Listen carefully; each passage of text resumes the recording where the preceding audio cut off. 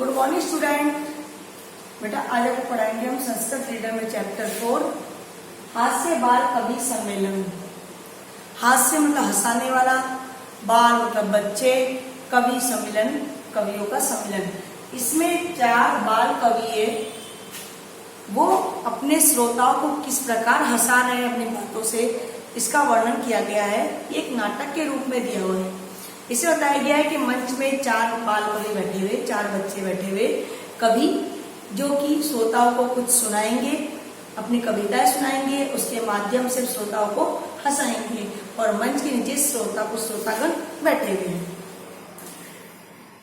सबसे पहले तो संचालक आता है। संचालक जो उस प्रोग्राम को संचालित कर रहा है वो आता है कि कोलाहल मत कीजिए, शोर मत कीजिए, आपके सामने बाल कवि बैठे हुए, वो अपनी कविताओं से आपका मनोरंजन करेंगे।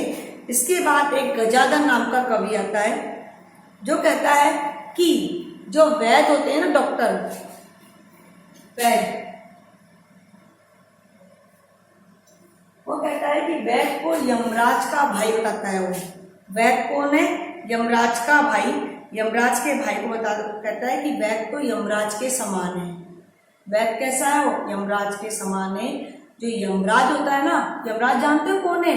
मृत्यु का देवता।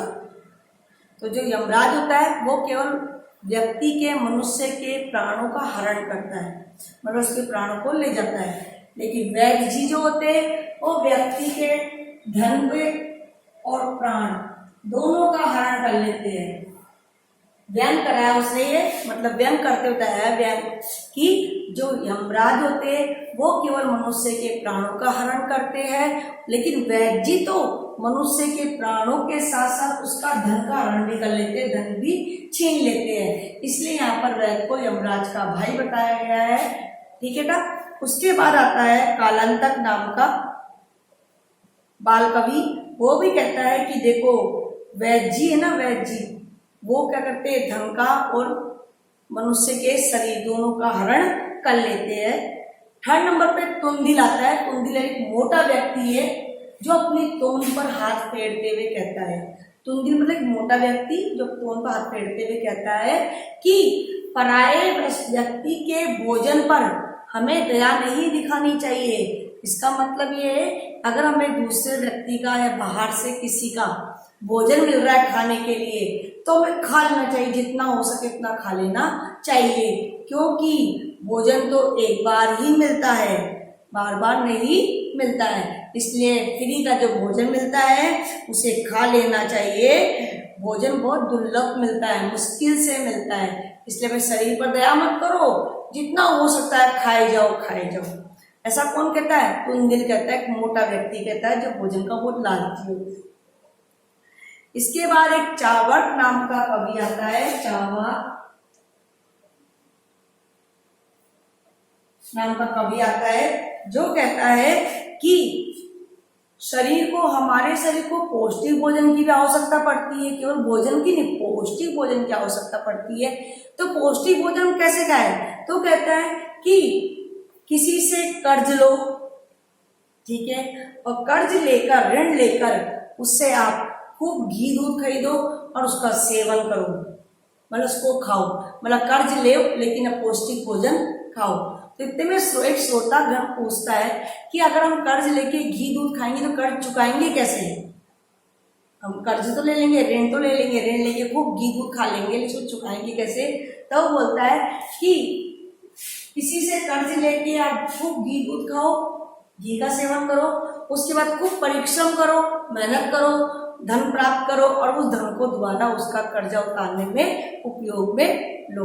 तो इस प्रकार ये 4 श्रोतागण होते हैं, अपनी अपनी बातों से श्रोताओं को, जो कवि होते हैं, चारों कवि अपनी अपनी बातों से श्रोताओं को हंसाने की पूरी कोशिश करते हैं। श्रोतागण उनकी बातों को सुनकर जोर जोर से हंसते हैं। तो ये 4 बाल कवि है हमारे इसमें चैप्टर में। पहला है गजाधर, दूसरा है कालांतक, तीसरा तुंदिल और 4th है चार्वाक। तो चारों के चारों कवि अपनी कविताओं के माध्यम से श्रोताओं को हंसाने की कोशिश करते हैं।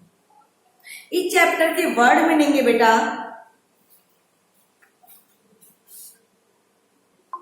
बुक्स में देखिए अपने अपने।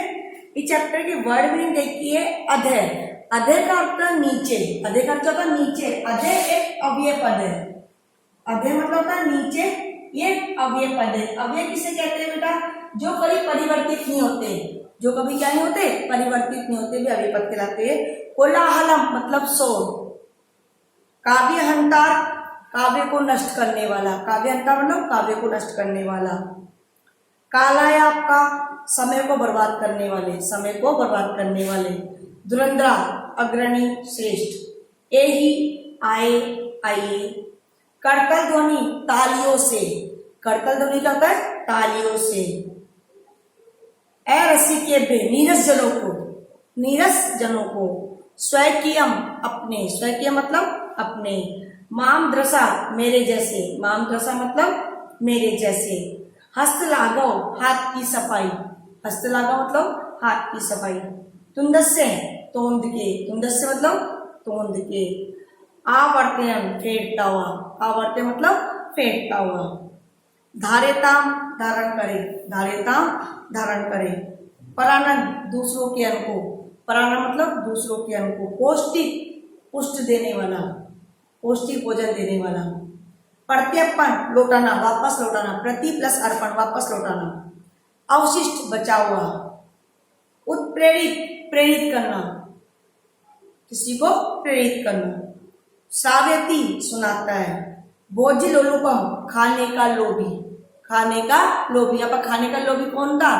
तुंदिल, तोंदु व्यक्ति जो कि खाने का बहुत लालची था। वो कहता है कि अपने शरीर पर दया मत करो, अगर तुम्हें बाहर का दूसरे का जितना भोजन मिलता है उतना तुम खा लो, क्योंकि भोजन जो है बड़ी मुश्किल से मिलता है, दुर्लभ है। तो हमारा चैप्टर बेटा आज के इतना ही काफी है। कल हम इसका अनुवाद करेंगे, आप लोगों को उसके वर्ड मीनिंग अपने फेसबुक में करनी है। Thank you.